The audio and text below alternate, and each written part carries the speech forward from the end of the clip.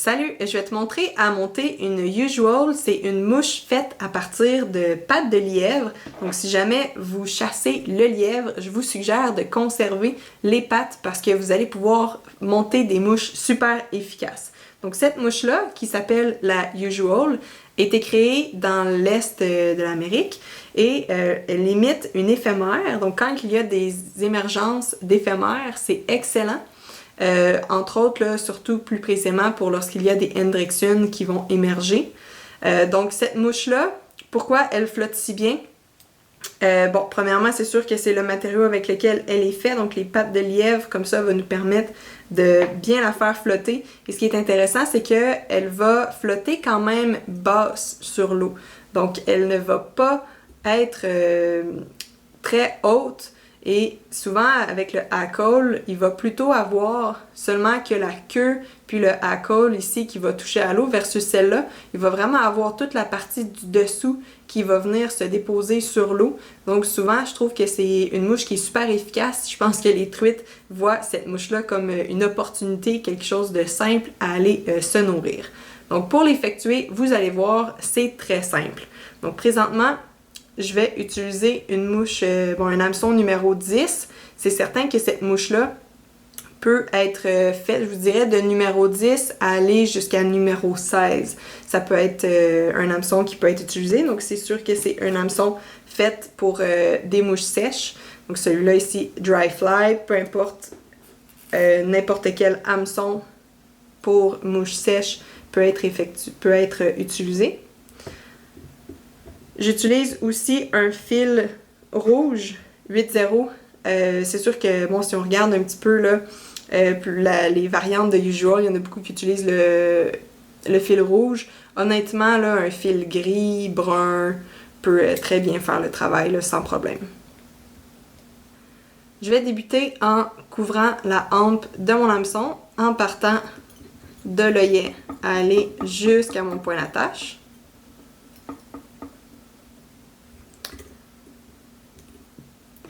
C'est important de savoir que sur la patte de lièvre, il y a des parties qui sont plus à utiliser que d'autres. Donc vous voyez que celle-ci a déjà été beaucoup utilisée. Majoritairement, c'est la partie ici centrale de la patte qu'on va utiliser, entre autres parce qu'il n'est pas frisé. Donc on veut idéalement quelque chose de pas trop frisé. Puis aussi, il n'est pas trop long ni trop raide. Donc quand on commence à aller un petit peu plus vers l'avant, il y a un petit peu moins de dubbing, le poil est un petit peu plus raide.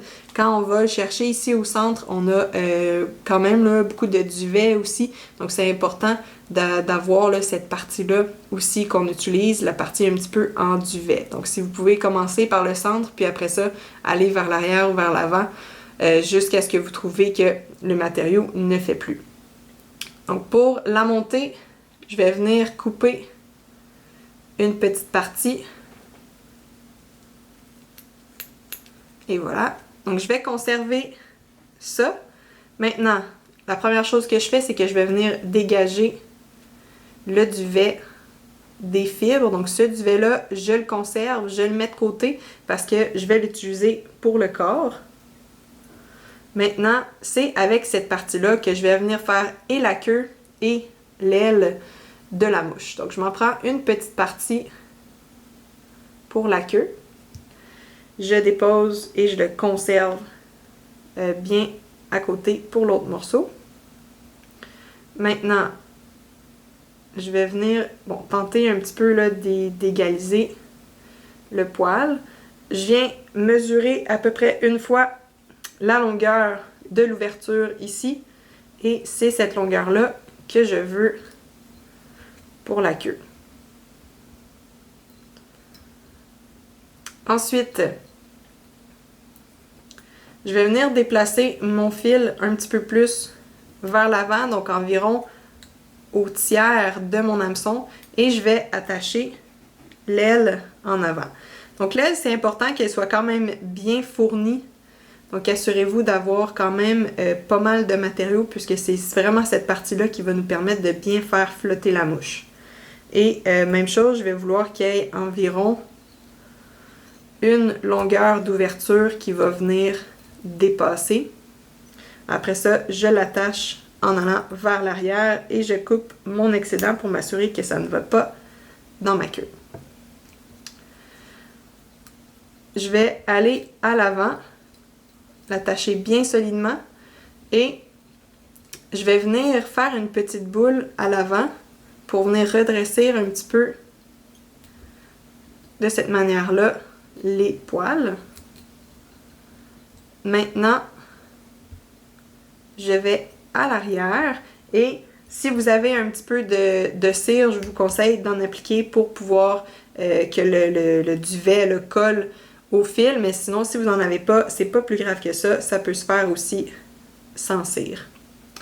Donc ce que je fais, c'est que je prends le duvet dans mes mains et je vais venir tourner mes doigts comme ça sur le fil pour pouvoir venir coller le duvet.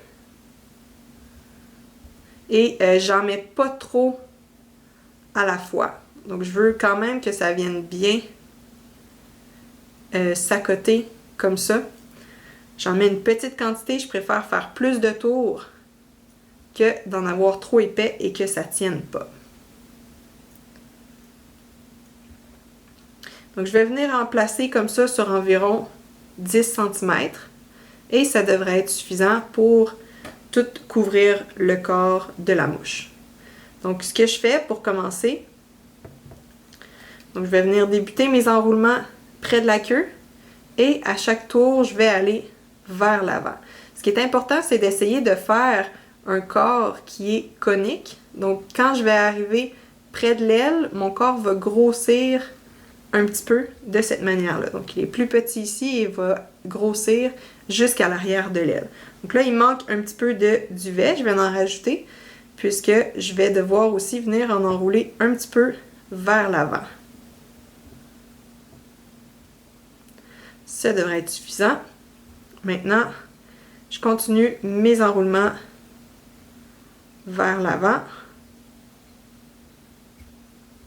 Et là, même je vais peut-être en enlever un petit peu sur les derniers tours puisque je trouve que c'est venu un petit peu trop vers l'avant. Et voilà. Donc à cette étape-ci, je vais venir faire quelques tours pour former une belle petite tête. Dans ce cas-ci, une belle petite tête rouge qui va venir donner un effet de couleur, un petit contraste. Mais comme j'ai dit, un fil gris aussi aurait pu faire le travail, un fil brun. Je viens faire mon nœud de finition.